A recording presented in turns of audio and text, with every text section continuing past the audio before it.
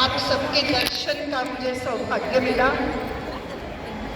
मुझे पुराने दिन याद आ गए जब दिल्ली के अंदर ताल कटोरा में तकरीबन 50,000 महिलाएं एकत्रित हुई थी और श्री राम जन्मभूमि के लिए प्रतिबद्ध होकर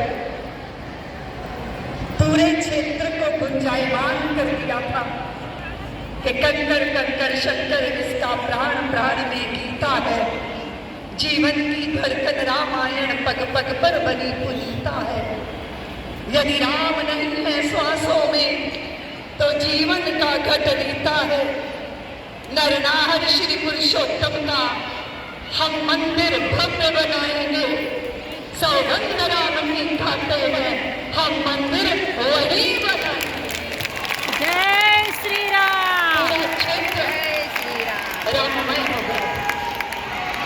भगवती जगदम्बा की आराधना करने वाली दुर्गा वाहिनी की दुर्गाओं ने, मैं इस मंच को भी प्रणाम करती हूँ। हमारे कोकण प्रांत की संयोजिका संरक्षिका, अभी हमने जो कुलपति महोदया का प्रवचन सुना, प्रतिभा ताई यहाँ बैठी हैं, मनीषा बैठी हैं, सबको, और इतनी सुंदर भगवा वस्त्रों में माथे पे बिंदी सजाए हुए भारतीय वेश को धारण करने वाली देवियां आज संकल्प कर रही हैं कि हमारे आदर्श, हमारा चित्त की प्रेरणा तैमूर लंगों और औरंगजेबों को पैदा करने वाली स्त्रियां कभी नहीं हो सकती। हमारे सामने आदर्श है पुण्य श्लोका अहल्याबाई होलकर दुर्गावती। हम सब जानते हैं हमारा परिचय क्या है, हम सब जानते हैं। हम अगर किसी वीर प्रसूता मां को देखते हैं तो हमारा मस्तक झुक जाता है। हम त्याग की प्रतिरूपा, त्याग की प्रतिमा, त्याग से दीप्त जो होती है भारत की नारी, उसके चरणों में माथा रख देने में अपना सौभाग्य अनुभव करती है। आप कहोगे दीदी मां त्याग, त्याग की क्या बात है? त्याग की बात ऐसे है कि उदय सिंह को जन्म देने वाली महारानी को आपका नाम याद होगा, आपको उनका नाम याद होगा या नहीं, लेकिन उदय सिंह को बचाने वाली पन्ना धारी को एक देश कभी भूल नहीं सकता। कश्मीर से लेकर कन्याकुमारी तक पूछो, उदय सिंह को बचाने वाली मां कौन थी? और अगर मैं पूछूं कन्हैया की मां कौन थी, बोलो ना, आप क्या नाम लोगे? जन्मदात्री का नाम नहीं लोगे, पालने वाली का नाम लोगे। किसी ने मुझसे पूछा दीदी मां ये मथुरा से गोकुल कितना दूर है? तो मैंने कहा कि जननी की कोख से मां की गोद जितना दूर है। किसी ने पूछा दीदी मां जन्म और मृत्यु में फासला कितना है?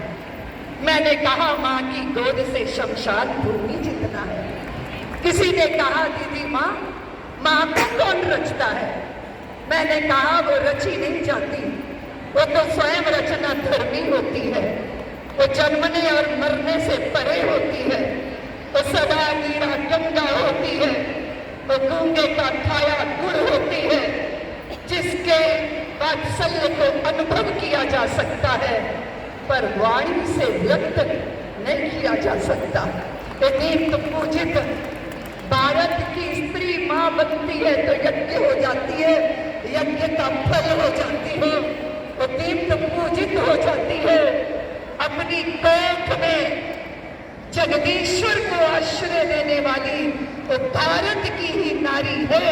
किसी राम को धरती पे आना होगा तो कौशल्या की कोख का आश्रय लेना होगा। हनुमंत लाल को आना होगा तो अंजलि चाहिए। लोग कहते हैं स्त्री निराश्रित है। मुझे आश्चर्य होता है कि जगदीश्वर को आश्रय देने वाली स्वयं निराश्रित भला कैसे हो सकती है? अपनी शक्ति को पहचानो तो समझ में आएगा तुम कौन हो। तुम कौन हो बताओ देवियों? त्रिदेवों को नन्ना बनाने की सामर्थ्य वो देव ऋषि नारद से इतरा रही थी ना त्रिदेवों की पत्नियां कि हम ही पतिव्रता हैं, हम ही निष्ठावान हैं, हमारी भक्ति का तो तोड़ ही नहीं। तो देव ऋषि नारद थोड़ा मुस्कुरा दिए। अच्छा देवियों, अनसुईया को नहीं जानती होंगी, तो फिर उन्होंने उकसा दिया त्रिदेवों को, ब्रह्मा विष्णु महेश को, कि जाओ जाओ जरा जाकर देखो। तो वो अनसुईया माँ के सामने खड़े हो गए, बोले माँ तुम्हारी छाती का दूध पीना है, तुम्हारे आंचल का दूध पीना है। तो माँ मुस्कुराई कि अच्छा मेरे आंचल का दूध पीना चाहते हो, तब फिर इतने बड़े बड़े होकर मेरे आंचल का दूध कैसे पियोगे? उसके लिए तो नन्हा होना पड़ेगा। और तीनों देवताओं को नन्हा बच्चा बना दिया। माता अनसुईया ने अपनी छाती का दूध पिलाया, नहला धुला के तैयार करके पालनों में लेटा दिया। तीनों की पत्नियां हाँफती हाँफती आई, हमारे वो कहाँ है, हमारे वो कहाँ है, हमारे वो कहाँ है। तो माँ मुस्कुराई कि देख लो झूले में झूल रहे हैं, अपने अपने पहचान कर ले जाओ। त्रिदेवों को भी नन्हा बनाने की सामर्थ्य अगर किसी में है तो वो भारत की अनसुईया में है, भारत की नारी है। इसलिए आप जरा विचार करो देवियों, जब बेचारी बनती हो, असहाय बनती हो, जब किसी दूसरे के आकर्षण में बंधती हो, आश्चर्य तो होगा ना। फिर लगेगा कि कहीं संस्कारों में चूक हो गई है, कहीं पथभ्रष्ट हो रहे हो, कहीं दिग्भ्रमित हो रहे हो, कहीं अपने आप को भूल रहे हो। तो अपना परिचय पालो ना। मेरा परिचय इतना कि मैं भारत की तस्वीर हूँ, मातृभूमि पर मिटने वाले मत वालों की पीर हूँ, उन वीरों की दुहिता हूँ जो हंस झूला झूल गए, उन शेरों की माता हूँ जो रण प्रांगण में जूझ गए। मैं जीजा की अमर सहेली पन्ना की प्रतिछाया हूँ, हाड़ी की हूँ अमिट निशानी, मैं जसवंत की माया हूँ, कृष्णा के कुल की मर्यादा, लक्ष्मी की शमशीर हूँ। मेरा परिचय इतना कि मैं भारत की तस्वीर हूँ। हल्दी घाटी की रजका सिंदूर लगाया करती हूँ, अरि शौरित की लाली से मैं पाँव रचाया करती हूँ। पद्मावत हूँ रत्न सिंह की मैं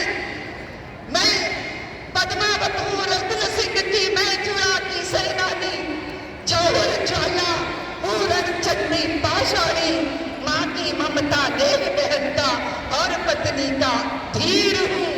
मेरा परिचय इतना कि मैं भारत की तस्वीर हूँ।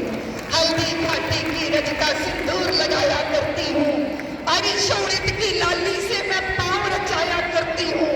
पद्मावत हूँ और फिर विचार कीजिए कालिदास, उसके अमर काव्य का स्मरण कीजिए। कालिदास का अमर काव्य हूँ मैं तुलसी की रामायण, अमृत वाणी हूँ गीता की, घर घर होता पारायण, मैं भूषण की शिवा बावनी, आला का हुंकारा हूँ, सूरदास का मधुर गीत में मीरा का एक तारा हूँ, वरदाई की अमर कथा हूँ, रण गर्जन गंभीर हूँ। मेरा परिचय इतना कि मैं भारत की तस्वीर हूँ। सजती हो, जब तुम सजती हो ना तो घर सजने लगता है। माथे पे बिंदी धारण करके मांग में सिंदूर भर लेती हो ना तो संतानें, पति, कुल, दोनों कुल धन्य होते हैं। अपनी वेशभूषा, अपनी भाषा में जब महिनीय बनकर चलती हो ना तो सप्तपुरियां चारों तीर्थ पीछे पीछे चलते हैं। भारत की देवियों, इस देश में सबसे बड़ी चुनौती अगर कोई है तो वो क्या समझ रहे हैं? जब भारत की सनातनी श्रद्धा किसी विधर्मी के चंगुल में फंसती है, वो उस श्रद्धा के शरीर के टुकड़े टुकड़े नहीं होते, कुल की मर्यादा टुकड़े टुकड़े खंडित हो जाती है, पिता का स्वाभिमान खंडित हो जाता है, समाज का माथा शर्म से झुक जाता है। अपनी पुत्री का ऐसा परिणाम उसके शरीर का देखना कितना दारुण होता है। क्यों हुआ ये ऐसा? मर्यादा का उल्लंघन करेंगे तो कोई ना कोई भेषधारी रावण के चंगुल में निश्चित फंसेंगे। हमारे हमारे पुरखों ने, हमारे पूर्वजों ने हमें कहा कि भाई मर्यादा, आपने कहा नहीं नहीं नहीं नहीं, हमने तो एकता कपूर के सीरियल देख लिया है, इसलिए पैरों की जो पायलें हैं वो बेड़ियां हैं, हमें आजादी चाहिए, स्वतंत्रता चाहिए। अभी आदरणीय विद्यापीठ की कुलपति महोदया उज्ज्वला जी बात कर रही थी, आप उनकी वाणी को सुन रहे थे, वो उसमें स्वातंत्र था। यह है स्वातंत्र, स्वच्छंदता स्वातंत्र नहीं होता। स्मरण रखना दुर्गाओं, स्वच्छंदता को स्वतंत्रता, मेरे स्वाभिमान की प्रतिष्ठा स्वावलंबन से होगी, इसी के यज्ञ में लगी है वो दुर्गा वाहिनी मातृशक्ति। मेरा स्वाभिमान मेरे स्वावलंबन से होगा। लेकिन अगर मैं स्वावलंबी नहीं हूं, मेरे पति कमाते हैं, मेरे पुत्र कमाते हैं, मैं महंगी सी अपने घर में विराजमान हूं, तो भी क्या मैं पराधीन हूं? मैं नहीं पराधीन, क्योंकि मैं अर्थ को कमाने को ही सब कुछ नहीं मानती। मेरे लिए अर्थ का अर्थ तो है, पर संबंध और रिश्तों का अर्थ उससे भी ज्यादा महत्वपूर्ण है। और यही भारत की स्त्री, जिसने हमेशा अपनी इस तरह की भूमिका को निभाया, ना बेचारी है ना असहाय है।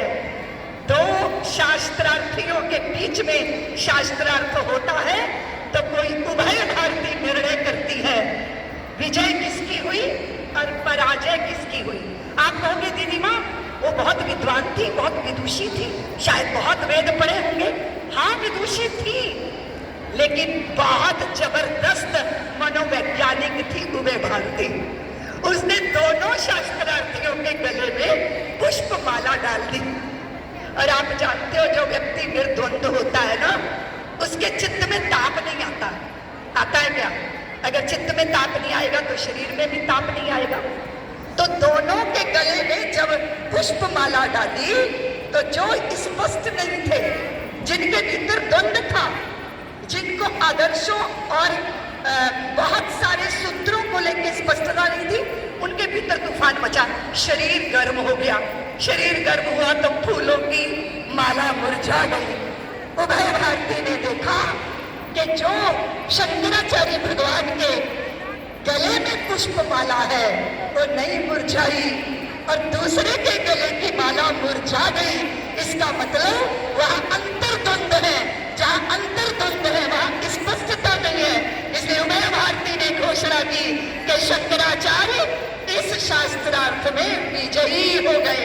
इतना बड़ा मनोविज्ञान भारत की नारी, भारत की स्त्री समझती है। उसने कहा माँ मुझे मेरा सिर पकड़ना है, मेरा सिर पकड़ना है मुझे।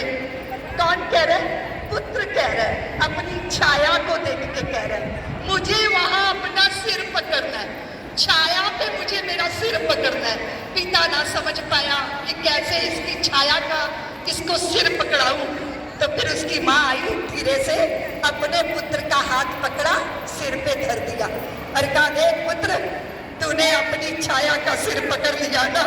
कितना सहज था, कितना सरल है, कितना सुंदर है और कितना व्यवहारिक है।